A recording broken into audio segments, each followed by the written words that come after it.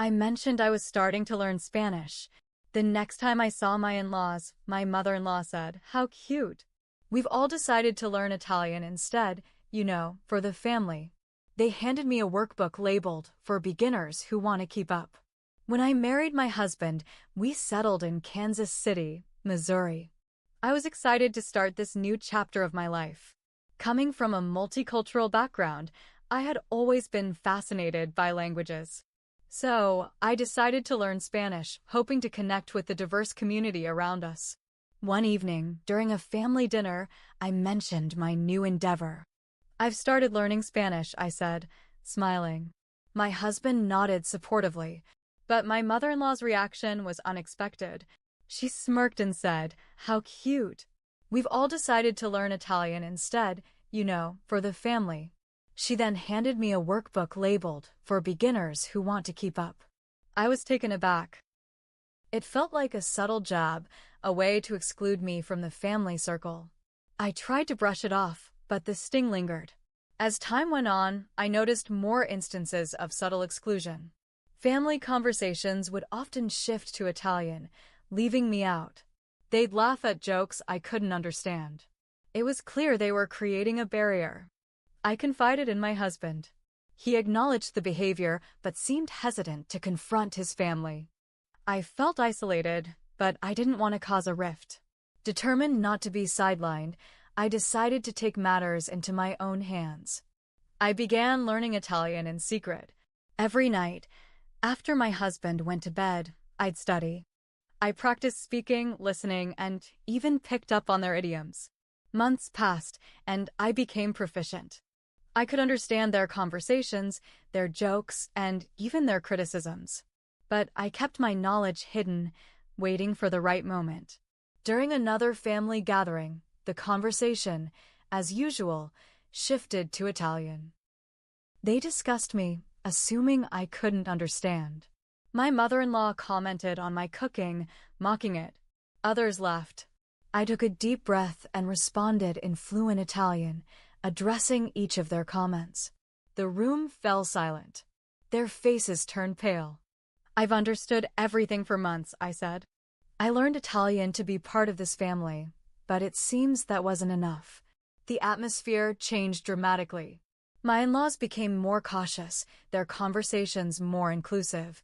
My husband stood by me, proud of my determination.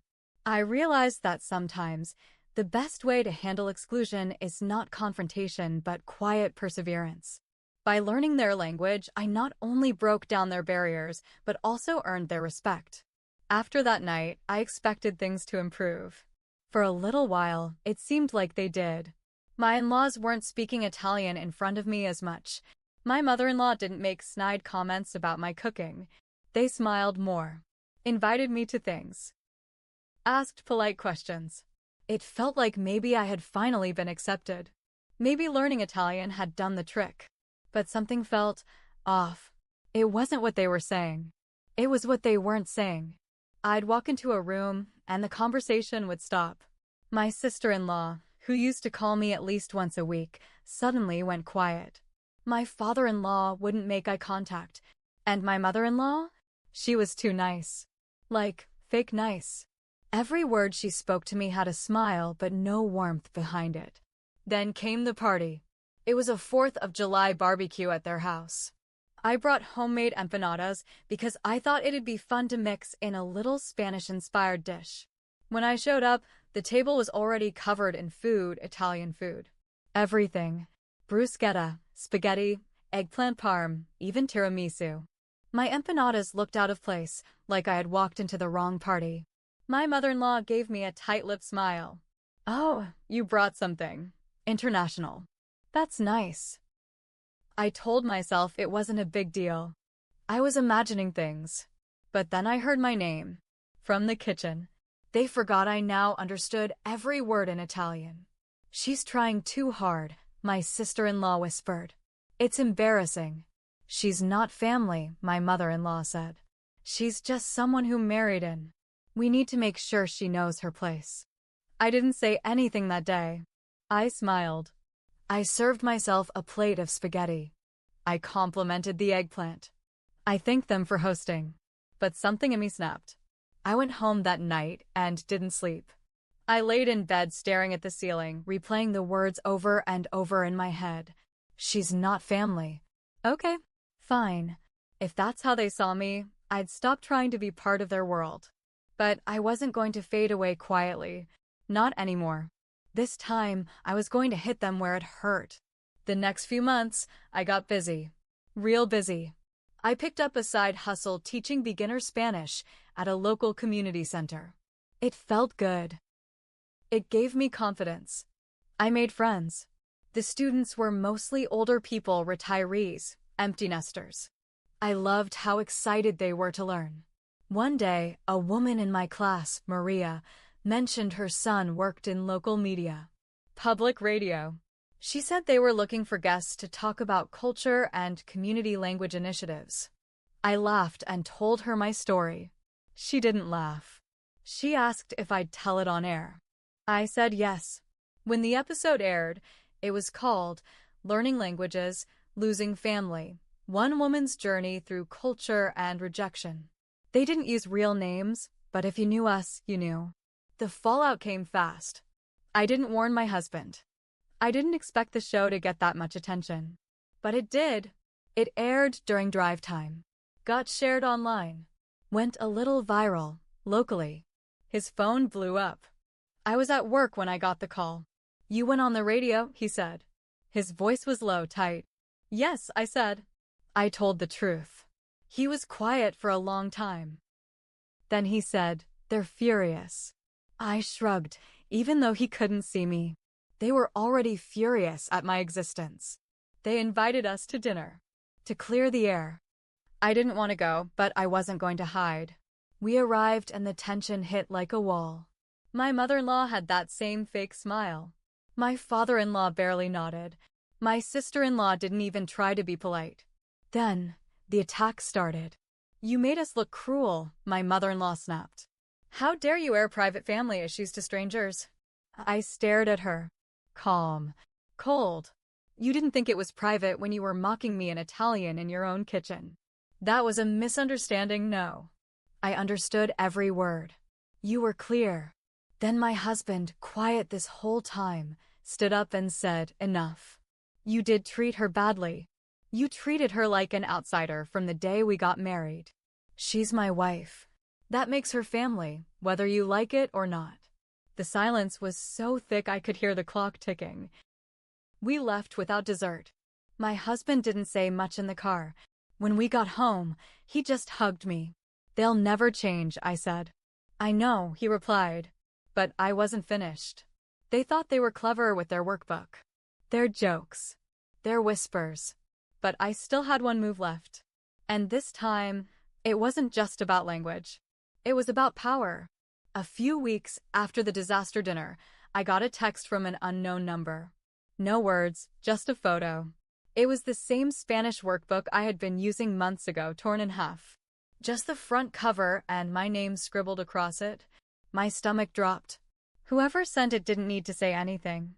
The message was clear. I showed it to my husband. He stared at the screen for a long time. "Do you think it was them?" he asked. "Yes," I said. And I think they wanted me to know it. Later that week, I got an email from the community center where I taught. Someone had written a complaint, anonymously. They accused me of teaching biased material and spreading misinformation about language and culture. The center director called me in. She was kind but concerned. "We've never had complaints about you." This one felt targeted. I agreed. She let me stay on, thankfully. But now I had eyes on me. I had a friend, Vanessa, who worked in IT. She owed me a favor. I asked her if she could trace the email. She couldn't promise anything, but said she'd try. A few days later, she called. The email came from a library computer in Johnson County. That's where my sister-in-law lives. I didn't even need confirmation. I knew it was her. She was the quiet one. The one who used to play the nice card. But I remembered what she said in the kitchen. She's trying too hard. It's embarrassing. It all made sense now. So I started documenting everything. I printed out the anonymous email. I saved the torn Spanish workbook text message. I took screenshots of their old Facebook posts where they joked about family jokes only real Italians get. I even had a voice memo from the 4th of July barbecue where you could clearly hear my name and my mother-in-law's voice trashing my cooking in Italian. I wasn't going to the police or anything, but I was building a file, not to destroy them, just to protect myself. Then, something happened I didn't expect. I got an email from a woman named Clara. She introduced herself as the ex-wife of my husband's cousin. We'd never met. She said, "I heard your story. I went through the exact same thing. Your mother-in-law bullied me until I left. Nobody talks about it, but you're not the first." She shared stories, photos, screenshots, even an old group chat where my name had come up before the radio show. They were already talking about me, planning to ice me out. It wasn't just petty dislike. This was a pattern. And I had proof now. Clara told me something else. "They do this because of money," she said. "What do you mean?" "They want to control who's in the family. Who knows what? Who's connected to who? Your husband's inheritance is tied up in a trust controlled by his parents. They don't want that going to someone they don't approve of." I sat in silence. Everything clicked. The fake smiles, the workbook, the attempt to smear me at work, the radio show embarrassment. It wasn't just about me being different. It was about control. I didn't tell my husband right away. I needed to be sure. So I did something risky. I asked Clara to send me any documents she had. She had old tax papers, statements, even an email thread between her and the family lawyer.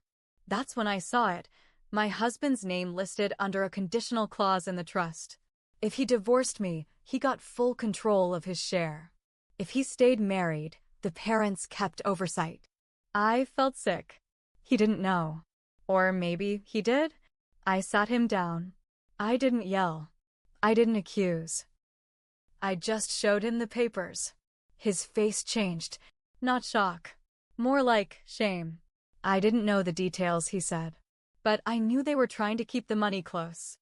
I didn't know about the clause. Do you believe me now?" I asked. He nodded. "I do. I always did. I just didn't want to admit how bad it was. So here's where I am now. My marriage? Still standing for now. My in-laws? They've gone quiet. I haven't released anything yet. The voice memo, the messages, the financial docs. I'm sitting on a bomb and they don't know if I'll drop it. Part of me wants to end this quietly. Another part of me wants to scorch the earth. I haven't decided yet, but I know one thing. They'll never see me as just someone who married in again. For weeks, I did nothing. No messages, no calls, no moves. And they got nervous. I could feel it. My mother-in-law started sending fake friendly texts again. My sister-in-law tagged me in old family photos on Facebook like we were best friends. My father-in-law even dropped off a fruit basket. It was almost funny. They thought they could erase what they did with bananas and forced smiles. But I wasn't buying it. I knew exactly when I'd make my move. We hosted a dinner party at our place, just a few friends, some people from my Spanish class, and one special guest, Clara. I invited my in-laws too. They were surprised but agreed to come. I knew they couldn't resist showing face. Appearances mattered to them. They arrived dressed up, smiling like nothing ever happened. My husband played host, nervous, but trying to hold it together. Halfway through the night, I stood up with a glass of wine and said, "I'd like to make a toast." Everyone quieted down. To the people who teach us lessons. Sometimes with kindness, sometimes with cruelty. But either way, we learn. I look straight at my in-laws. And sometimes, what we learn ends up being useful in ways they never expected. Then I sat down. Clara gave me a knowing nod. 2 days later, I dropped the envelope at their doorstep. Inside was a copy of everything I had gathered, the audio recordings, the screenshots, the email trail, and, most importantly, a letter I had drafted, addressed to the board of trustees handling the family trust. I never sent the letter. But they didn't know that. The envelope also included a simple message: if you ever come near my career, my home, or my marriage again, the next copy goes to the lawyer. That was it. No signature. No threats. Just facts. 3 days later, my husband got a call from the family lawyer. He asked to meet. Alone. My husband went. When he came back, he was pale. They're restructuring the trust, he said. They don't want anything hanging over their heads. They know what they did. He looked at me. I think you scared them. Word got around the family. Distant cousins started messaging me. Some were grateful. Some were angry.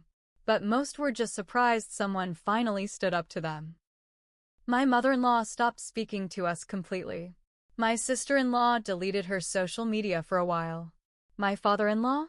He sent an email. Just one line. I didn't agree with everything, but I understand now. But here's where I admit something. I went too far. Not because they didn't deserve it. They did. But I let revenge take over. I pushed my husband to choose between me and his family. I made our house a battleground. I turned every interaction into a test of loyalty. I was hurt, but I also made it about winning.